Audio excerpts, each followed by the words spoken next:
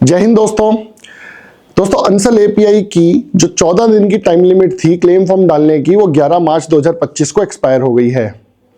अब मेरे पास बहुत सारी क्वेरीज आ रही है, सर हमें तो अभी पता चला है, हमें आपकी वीडियो अभी मिली है, तो लास्ट डेट निकल गई, अब हम क्या करें, क्या हम क्लेम फॉर्म डाल पाएंगे या नहीं डाल पाएंगे। तो दोस्तों आप बिल्कुल अपना क्लेम फॉर्म डाल पाओगे। कैसे, आप देखो अंसल एपीआई की अगर आप साइट पे जाओगे, ansalapi.com, बहुत ही सिंपल सी वेबसाइट है। यहां पे देखोगे click here to view the CIRP website. यहां पे लिखा हुआ है filing of claims after the due date of 11th March. Home buyers and creditors are advised to file their claim at the earliest. भाई देखो जल्दी से जल्दी फाइल करो। As the due date for filing the claim is 11 March 2025। ठीक है जी, 11 मार्च तो expire हो गई। However as per regulation this claims can still be submitted within 90 days from the commencement date. मतलब 25 फरवरी से 90 डेज हो गए आपके 26 मई 2025 को, क्योंकि 28 दिन बीच में फरवरी के थे। We kindly request all stakeholders to file their claims within the prescribed time limit to ensure a successful completion. यानी कि आप 90 दिन तक क्लेम फॉर्म फाइल कर सकते हैं। सर फिर ये तो हमें पागल बनाया गया, इतनी जल्दबाजी में क्लेम फॉर्म भरवाया गया 11 मार्च तक। देखो हाँ, जल्दबाजी में पता है क्यों भरवाया गया, क्योंकि जिन्होंने 11 मार्च तक क्लेम फॉर्म डाले हैं उनको मिलेंगे वोटिंग राइट्स।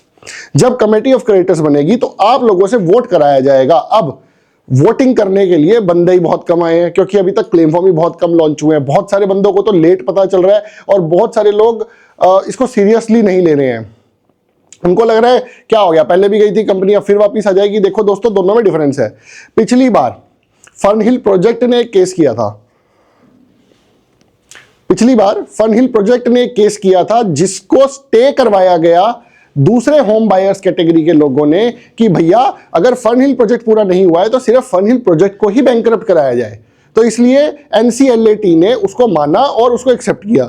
इस बार ILFS एक NBFC ने केस किया है और ILFS को अपना पैसा चाहिए, जो कि है 270 करोड़। या तो अंसल भाई साहब 270 करोड़ रुपए उसको दे दें।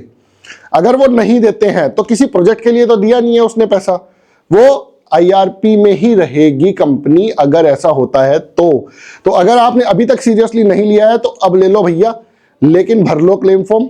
वोटिंग राइट नहीं भी मिलेंगे कोई बात नहीं, तब भी भर लो क्लेम फॉर्म, तब भी आपका फायदा ही है।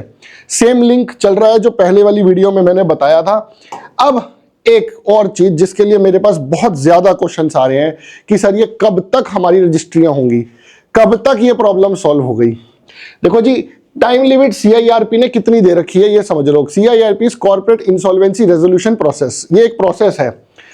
CIRP shall be completed within a period of 180 दिन from the date of application to initiate such process। यानी कि 180 दिन from the very first day of insolvency, मतलब 25 फरवरी से 180 दिन, ऑलमोस्ट 6 महीने।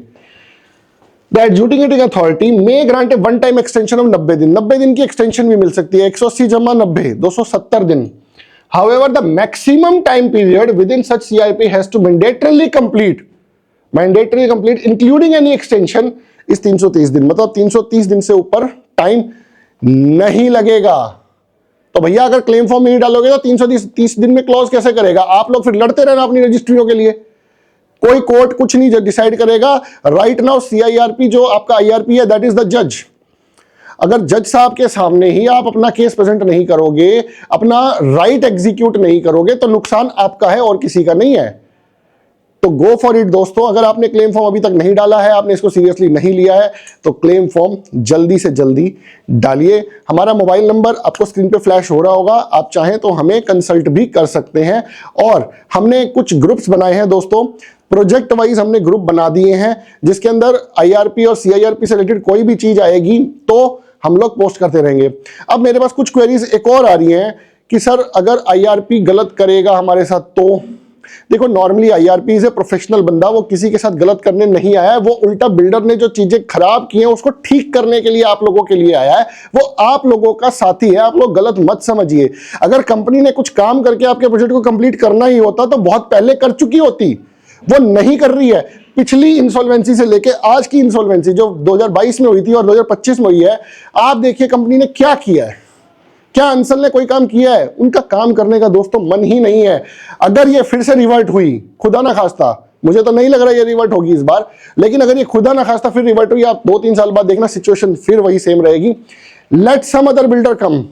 अब यहां पे क्या होगा, प्रोजेक्ट वाइज जो मुझे लग रहा है, मैं गलत भी हो सकता हूं, प्रोजेक्ट वाइज डिसाइड किया जाएगा। जिस प्रोजेक्ट का पोजेशन कंप्लीट हो गया है, इन्होंने कुछ FAQ रिलीज किए हैं, वो आप चाहे तो हमारे ऑफिस नंबर पे मैसेज कीजिएगा, हम आपको भेज देंगे। इन्होंने कुछ FAQ रिलीज किए हैं, उसके अंदर पॉइंट नंबर 21 और 22 इन्होंने लिखा है, अगर आपके प्रॉपर्टी का पोजेशन लेटर है आपके पास तो हम डायरेक्टली आपकी रजिस्ट्री करा देंगे, आपको कमेटी ऑफ क्रेडिटर्स में नहीं डालेंगे। अगर आपके पास पोजेशन लेटर नहीं है दोस्तों, अगर बिल्डर ने आपको पोजेशन लेटर इशू किया हुआ है, आपके प्रोजेक्ट का पोजेशन अगर हो चुका है, भाई आपने रजिस्ट्री नहीं कराई लेकिन आपके बराबर वाले ने पोजेशन लेके रजिस्ट्री करा रखी है, मतलब आपके प्रोजेक्ट के सारे गवर्नमेंट ड्यूज क्लियर हैं, तो मेरे हिसाब से, मैं गलत भी हो सकता हूं दोस्तों, ये मेरी कैलकुलेशन है, तो मेरे हिसाब से वो आपकी रजिस्ट्री ही ऑफर कराएगा। लेकिन वो रजिस्ट्री ऑफर करने के लिए आपको अपना क्लेम फॉर्म डालना पड़ेगा। अगर क्लेम फॉर्म ही नहीं डालोगे तो कैसे होगा भैया, इतने सारे बंदों के साथ वो कैसे कोऑर्डिनेट करेगा। आप लोगों को रिप्रेजेंट करने के लिए एक बंदा अपॉइंट हुआ है IRP, जो आपने देखा होगा 4-5 नाम आ रहे होंगे, परवीन सोनी जी एंड कोई बंसल जी भी आ रहे थे, तो उनमें से एक बंदा आपको रिप्रेजेंट करेगा मेन IRP के सामने। तो मैं ये थोड़ा सा प्रोसेस आपको इसलिए बता रहा हूं क्योंकि इस तरीके की क्वेरीज हमारे पास रूटीन बेसिस पे आ रही है और लोग काफी कंफ्यूज्ड हैं इन सबको लेके। तो आप दोस्तों हमारे साथ कनेक्ट जरूर कीजिएगा ताकि हम आपको ग्रुप में एटलीस्ट जोड़ सकें और आप सब लोग इकट्ठे होकर डिसाइड कर सको कि आपको अपने प्रोजेक्ट के साथ क्या करना है। आशा करता हूं आपको हमारी वीडियो पसंद आई होगी, इसको अपने दोस्तों के साथ शेयर करना ना भूलिए दोस्तों। जय हिंद।